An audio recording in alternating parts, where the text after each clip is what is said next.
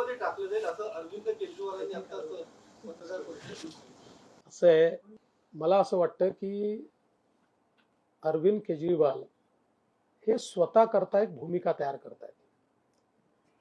अरविंद केजरीवालजी यांना कोर्टाने interim bell दिली. जर त्यांची केस प्रायमा फेसी नसती तर त्यांना रेग्युलर बेल मिळाली असती. आणि ती इंट्रीम बेल देतानाही कोर्टाने सांगितलं आम्ही अपवाद करतोय, आणि हे देखील सांगितलं की त्यांना मुख्यमंत्री म्हणून आपलं कामकाज डिस्चार्ज करता येणार नाही. हे सगळं झाल्यानंतर देखील ते बाहेर असे आले जणू काही एखादे स्वातंत्र्य संग्राम सेनानी बाहेर आली आहेत.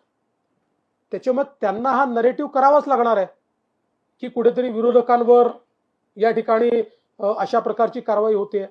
प्रश्न एवढाच आहे की कारवाई जर चूक असती तर देशाच्या हायकोर्टाने आणि देशाच्या सुप्रीम कोर्टाने किमान काहीतरी ताशेरे ओढले असते, काहीतरी रिलीफ त्यांना दिला असता. या उलट ही केस प्रायमा फेसी आहे, यांना त्याच्यामध्ये रिलीफ देता येत नाही पण आम्ही अपवाद म्हणून देतोय कारण त्यांना निवडणुकीत प्रचार करता यावा, अशा प्रकारे त्यांना त्या ठिकाणी रिलीफ मिळालेलं आहे.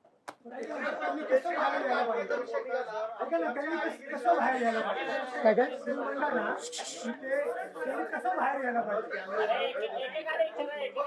गरीबासारखा आणि श्रीमंतासारखाचा विषयच नाही आहे. त्यांचे सत्कार होऊन राहिले आहेत. त्यांनी काही मोठं कार्य तर केलेलं नाहीये. महान कार्य करून जेलमध्ये गेले का? बाहेर आल्यावर कशाचे सत्कार घेता?